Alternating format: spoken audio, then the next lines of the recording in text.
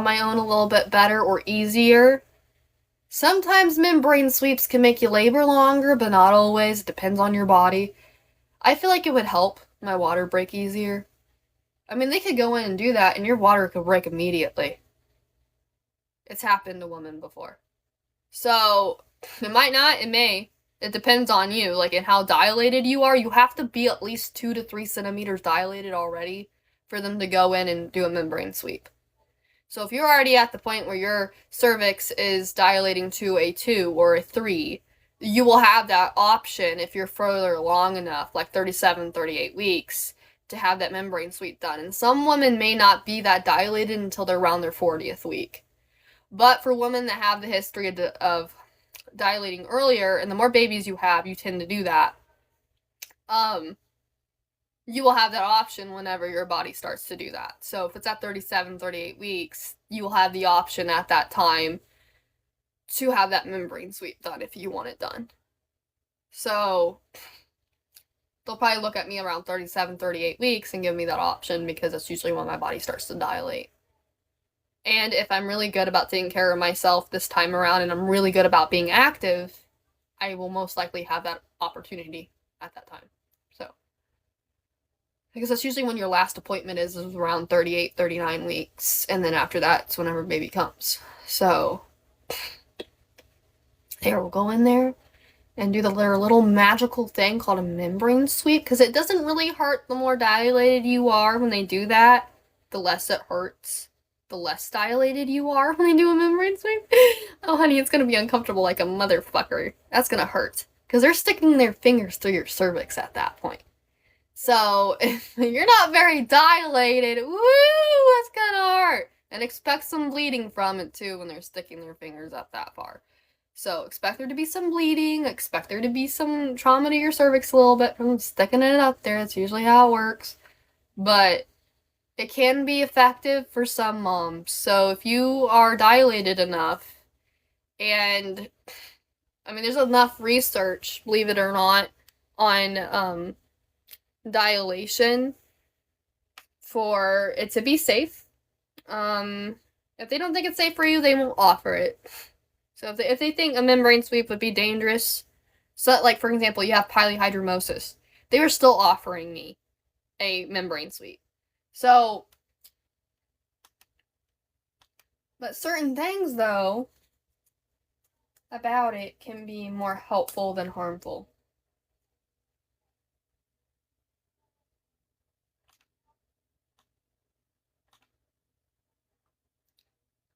No. I don't do that, boy. Why do people not get up? I don't do PKs. I'm not gonna do a PK. Duh. English or not, I think no is still no in every language. Pretty sure. Or pretty close to the word no. But what I'm gonna do is what I'm gonna look up for myself is like just the basic education on, and I'm sure my OB would be able to tell me because I started laboring on my own at 37 weeks. Should I expect this time to be the same? Because that's usually your pattern. If you start laboring on your own, typically your pattern will be about the same or within a week of the same time frame. So that's typical for pregnancy. So I was induced with my first at 37 and 3 days. Then I went into labor with my second at 37 and 2 days. What is my likelihood of laboring at 37 weeks with my third?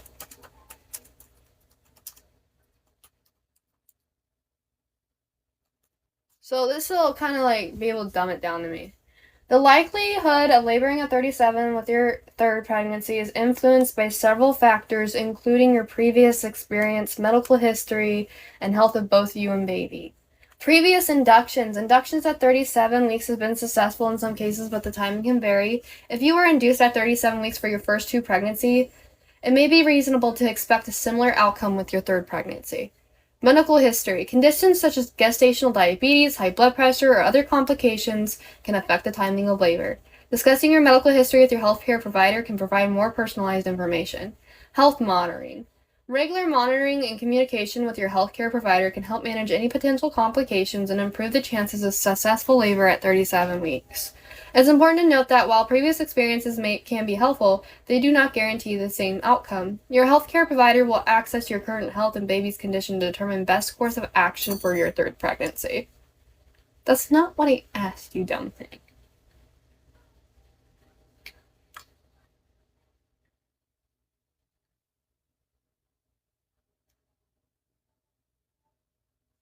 Hold on. Maybe it's how I texted it. How did I do it? Laboring on my own. Hold on. There you go. Maybe it's how I worded it. That's what I was wondering.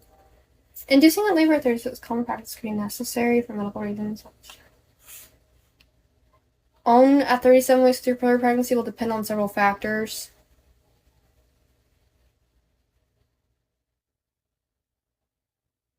That's not what I'm asking you, dumb thing. This thing is so dumb. If I put it in a chat GPT, it gives me a direct answer. If I look it up, it like goes around what I asked.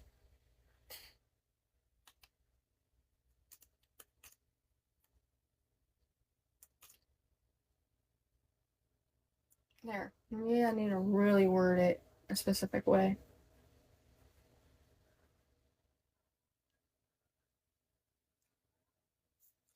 You dumb fucking thing that did not answer my question. I can always text my nurse and ask. I mean, they may not be able to have a full answer for that though, because like every pregnancy is different. The more kids you do have, potentially your body has more of that muscle memory. And that's not a lie, that's a fact. And I feel like it would still be around the same time for me because of that muscle memory. Because it did start to labor on its own the same day I was going to be induced with Eleanor. I was at a 3 and I was favorable. So there's a good chance within the next 48 hours when I had that, I was going to end up laboring on my own anyways. And those contractions, what they were telling me, my own contractions I were having, they were strong as is. So they were telling me that if those wouldn't have stopped for me, and I would have ended up going to labor most generally within 48 hours of experiencing that on my own anyways. So whenever they were trying to induce me, they're like, we have to go in between contractions to be able to do that. And I'm over here like, that's crazy. Excuse you.